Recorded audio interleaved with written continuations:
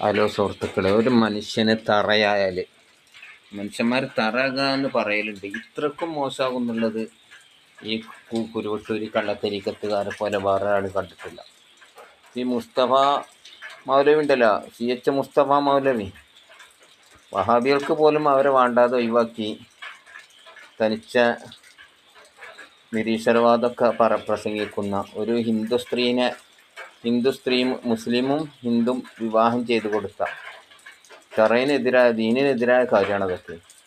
ഇങ്ങനത്തെ ആളെപ്പോലും വിളിച്ചു വരുത്തി സാവിയത്ത് സോഫിയ എന്ന് പറഞ്ഞിട്ട് എല്ലാ ചണ്ടി ഭണ്ഡാരങ്ങളും സ്വീകരിക്കുന്ന ഒരു ടീമാണത്. മുമ്പ് കേന്ദ്രത്തിൽ നിന്ന് കുറച്ച് ആൾക്കാർ സർവ്വമത സത്യവാദികൾ വന്നിരുന്നു, അവരെയും ഇവർ സ്വീകരിച്ചിട്ട് ഇത് കുരുത്തക്കേട് എന്ന് പറഞ്ഞാൽ അങ്ങനെയൊക്കെ തന്നെ ദുന്യാവെന്ന് കാണിച്ചു കൊടുക്കുക. പണ്ഡിതന്മാരെന്താണ് കുറ്റം പറഞ്ഞ് കുരുത്തക്കേട് കിട്ടുന്നത്. എന്നിട്ട് ഇവൻ പറയുകയാണ് ഞങ്ങൾ ഈക്കൻ്റെ സരണിയിലാണ്, ഈക്ക ഉസ്താദിൻ്റെ സരണിയാണ്. ഈക്ക ഉസ്താദ് ഉണ്ടെങ്കിൽ ഇവരൊക്കെ എന്താണെന്ന് അറിയോ, ആ കയ്യിലുണ്ടാകുന്ന വടിയോണ്ട് പെരടിക്കടിച്ചുകൊണ്ട് ഇവരെ മുണ്ടാട്ടം മുട്ടിക്കുമായിരുന്നു. അതുപോലെ മടവൂർ ശേഖനുണ്ടെങ്കിൽ അടങ്ങാൻ പറയുന്നതാണ്, പിന്നെ ഇവരെ തൊള്ള നാവാണ്ട് വലി മുണ്ടാൻ കഴിയൂല.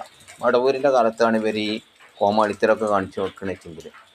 സാധുരി തരീക്കത്ത് പറഞ്ഞാണ്ട് പച്ച ട്രൗസർ മറ്റേ കാവിത്തുണി എടുത്തുകൊണ്ട് ഷേഖ് ചാടുക, മേക്ക് മുങ്ങനെ പൊരിഞ്ഞ തുള്ളൽ, അതിനൊപ്പിച്ച് നൗസാദും കൂട്ടരുപരും തുള്ളുക. ഇതാണ് എന്ത് സാധുരി തരീക്കത്ത് എന്ന്. ചാടിയിട്ടിങ്ങനെ മേപ്പിട്ടും കീപ്പിട്ടും ചാടുക, മറ്റേ അടിഭാഗത്തിട്ട് തീ പിടിച്ചാതിരി. എന്ത് പറ്റി ഇവർക്കൊക്കെ കോമാളിത്തരതൊക്കെ എന്നിട്ട് ദീനിൻ്റെ പേരിൽ ചിലവാക്കാൻ കഴിയുന്ന ഇവരെ പൂതി. ഇവരൊക്കെ അടിച്ചിട്ട് എന്ത് ചെയ്യണമെന്ന് ഓരോ ഭാഗത്ത് ഇരുത്താൻ പറ്റിയ ആളുകൾ ശംസുലുലമ ഉണ്ടെങ്കിലൊക്കെ പറ്റീന്. എന്നിട്ട് ഇപ്പം പറയാം ശംസുലുലമൻ എല്ലാ തെറിയും കുറ്റവും പറയുന്നത് ഇവനിപ്പം ശംസുലുലമൻ്റെ പാതയിലാണ്. ശംസുലുലമ എന്ന് പറയുന്ന സമസ്തനെ രൂപീകരിച്ചത് ഇവനെ പോലുള്ള കള്ളത്തരീക്കത്തുകാർ എതിർക്കാൻ വേണ്ടിയിട്ടാണ്. വലൈക്കുസ്സലാം. അപ്പോൾ ഈ കാര്യം ചിന്തിച്ചു കൊണ്ടായിരിക്കണം നമ്മളൊക്കെ ഓരോ മുന്നോട്ട് പോക്കും. ഇത്തരം കള്ളത്തരീക്കത്തിൽ പെട്ടുപോകുന്ന നമ്മൾ ശ്രദ്ധിക്കണം. കാരണം എന്താണെന്ന് വെച്ചാൽ ഇതൊക്കെ ഇന്നും നാളായിട്ട് കഴിഞ്ഞു പോകും.